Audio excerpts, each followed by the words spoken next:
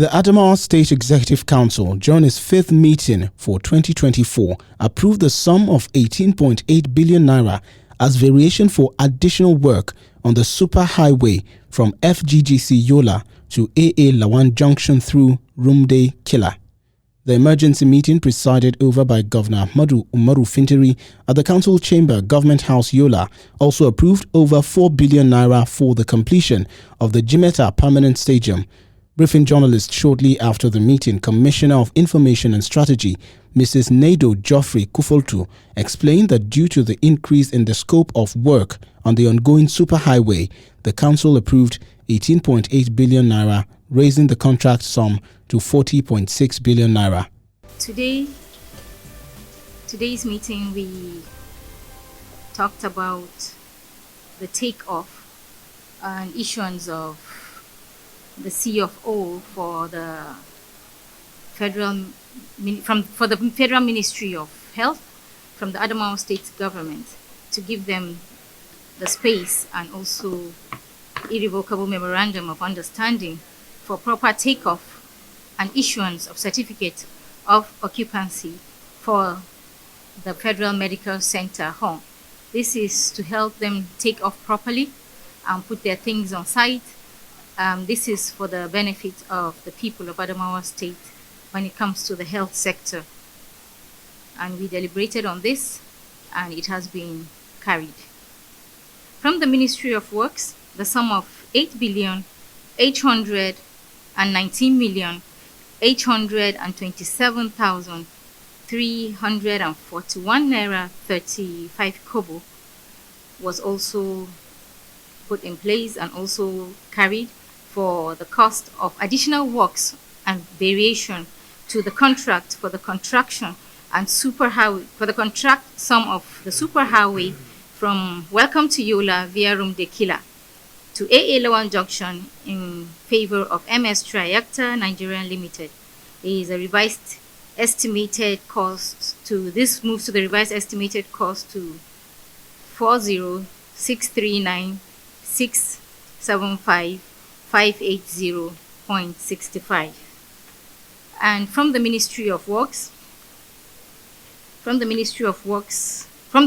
Youth and Sports, because of the importance of sports in Adamawa State, and you know that sports, it's something that unifies a people.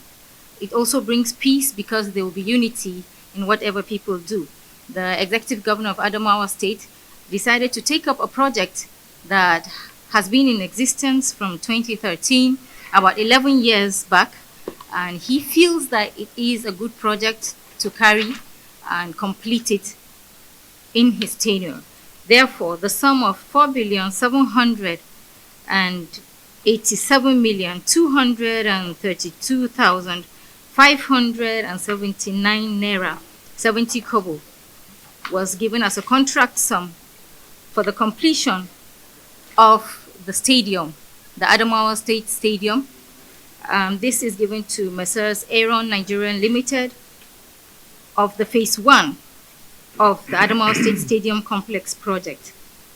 This is to mobilize the contractor back to site because this contract has been there, it has been abandoned, and we know the importance of sports.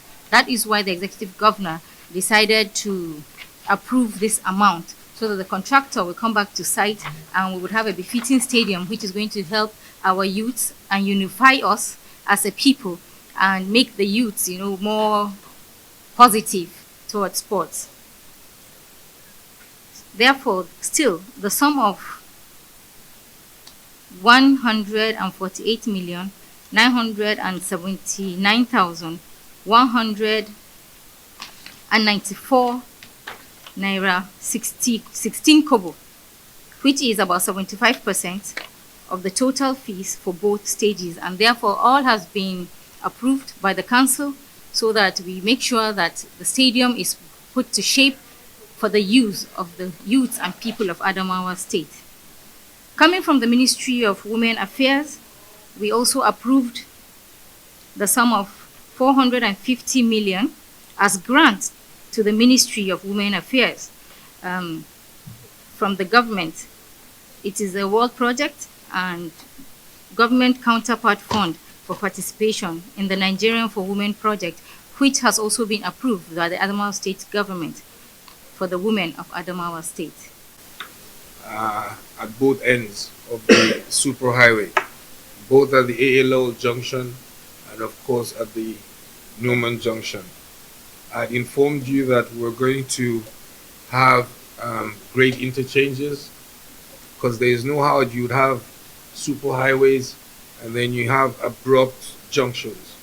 So we've had to complement the superhighways with, at the ALO junction, a 7-span flyover, just as we had the first flyover at the Total area. And also we're going to have a cloverleaf flyover at the Newman end of the road of the superhighway. This obviously would increase a lot of driving safety. It will also save travel time. It will also reduce vehicle operating costs, and by extension, it would also reduce a lot of accidents. So these are additional works to the existing contract that was awarded to Mercer Striker Nigeria Limited sometime last quarter of last year, September precisely. So basically, these are the additional works that will be going into the superhighway, which obviously is in line with the urban renewal agenda of our dear Governor, His Excellency, Right Honorable Ahmadu Umaru Filtri. So the issue of this stadium is something that you are aware. It was an abandoned project for years, for almost a decade now, and it is a project that the state is yearning for. The youth of the state are waiting to see a befitting stadium for the state. So we thank God that we have a governor that is interested in these sport activities, and today he has agreed that we should take up the project, and today the council has approved the sum of 4.7 billion for the contractor to resume to site. So in a few weeks' time, or in 2 weeks from now, inshallah, the contractor will be at the site to start work. And in a few years or few months, maybe 20 to 25 weeks, we'll have a befitting stadium in the state. Thank you. The Minister for Women Affairs, for the Global Fund for Women Empowerment. And it's something very critical because it is expected to attract more reward and more support from the World Bank to our women folk in the state. It is one of our cardinal points in the 8-point agenda that women should be empowered, and we feel that for every partnership that will work toward that direction, we are committed to ensure that the government of Right Honorable Filtri invests heavily in that direction. So for women, this is good news, and as a government, we are committed as ever to ensuring that no one is left behind, including our women. The other aspect I want to highlight on is the issue of the formal transfer of the Federal Medical Center Hong to the Federal Ministry of Health. It's on record that this has been on. The process for this transfer, or the process for this takeover by the Ministry of Health has been on since last year, or for the past 2 years it has been on. Today, the council has been able to conclude that process, and we appreciate the governor, Right Honorable Ahmadu Umaru, for having the courage to ensure that that facility is formally handed over to the federal government, to the Federal Ministry of Health, so that the Federal Medical Center can take off properly. It has been one of the requirements by the Federal Ministry of Health that they need to conclude that process of handing over. So this council's resolution today concludes that process, and as a government, we are committed to ensuring that everything that is can make our people happy we are always available for it. Maybe to put more emphasis on the issue of the stadium, you recall that this stadium has been there, like the commissioner has said, has been moribund for years. Previous government have abandoned it, and we thought that as a government in this dispensation, we must have the courage to complete it. At least this will make our youths to be productively engaged, not only in sporting activity, but even in recreational activities. So it's an opportunity to make our youth productive. And the government, as ever, is also committed to the youths. Attracts the quantum of about 15 billion naira, which will service about 250,000 women, all 270,000 women across Adamawa State. You know, this no government has it all, and because of the open hand the governor has given to partners to really impart in Adamawa State, you can see in this dimension the women are getting the chunk of it at this moment from this particular approval. So that 450 million attracts about 15 billion naira as well. MDAs work within the budget approved for the year, not to overspend or exceed their budget line in any way, unless there is need to draw supplementary budgets. In accordance with this, Council today approved a virement of 18.2 billion against the 2023 fiscal year, thereby closing the financial dealings of the government in the year 2023. That has closed the chapter of 2023 budget. We are looking forward for a transparent 2024 budget implementing year.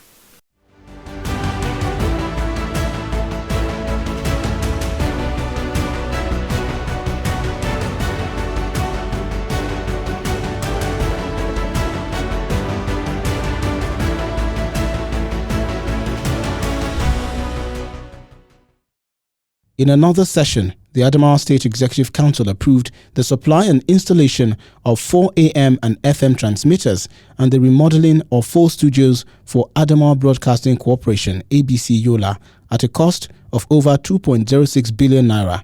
This was disclosed by the State Commissioner of Information and Strategy, Nado Geoffrey Kufoltu, while briefing newsmen after the council meeting held at the Council Chambers, Government House, Yola.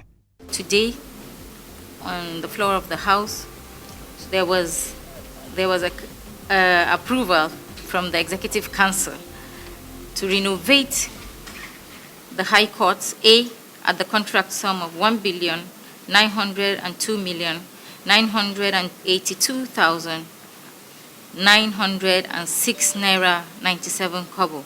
This is for remodeling of the structure of the High Court A. Still in the same vein, we have the High Court Complex B2, which is also dilapidated. This also was approved at the rate of 494,825,140 naira 89 kobo. And good news to the people of the press, especially those of the radio. Today, from the Ministry of Information, we also had an approval for the contract for the supply of an installation of 2 50 AM transmitters, 2 10 kilowatts FM transmitters at Bamba Booster Station for the ABC. I think this is good news because of the importance of the dissemination of information. This has come to us as a very, very important. We have a health alert that was also discussed at the floor of the council this morning, just to intimate people and let people know that we have a little outbreak on measles and a flash on polio. So we are calling on the people of Adamawa State and advising, especially the elderly, to make sure we stay indoors, to avoid the sun, and to drink a lot of water, just to keep healthy. The Commissioner of Health and Human Services, Felix Dangwame, revealed that 42 people have died due to a measles outbreak in Mubi and Gombe local government areas of Adamawa State. The outbreak has affected 8 wards in Mubi and 7 wards in Gombe, with a death toll of 42 out of 131 and 177 affected persons respectively. In Mubi North, we have a total 8 political wards affected, and in Gombe 7 political wards. In Mubi North, this affected about 23 settlements. In Gombe, 10 settlements. Mubi North has recorded suspected cases of 131, and that of Gombe 177. And Mubi North also recorded 23 deaths. As of today, the total is 23, and Gombe 19. Last Saturday, we were opportune to visit the place. Yesterday, our response team still went there. So far, we have reactivated the Emergency Operation Committee meeting. Usually, we used to meet once in a week, but now they will meet twice. They will meet after every 2 days because we need to receive report. Our disease surveillance officers are in the fields. We had teams led by the Director of Public Health and the Executive Chairman, Primary Development Healthcare Authority, to these areas yesterday. They visited the areas in Mubi North and Gombe respectively, and the report so far is very encouraging. There are no further deaths. Measles vaccines have been released to those areas, and our teams in the field are already containing the situation. But of course, that wouldn't mean we will not put the public on alert. And so far, though 2 local governments were affected, there are sporadic cases in the additional 18 local governments, putting a total of 20. Apart from Lamu, the local government, all other local governments in Adamawa State are on red dots as far as the issue of measles is concerned.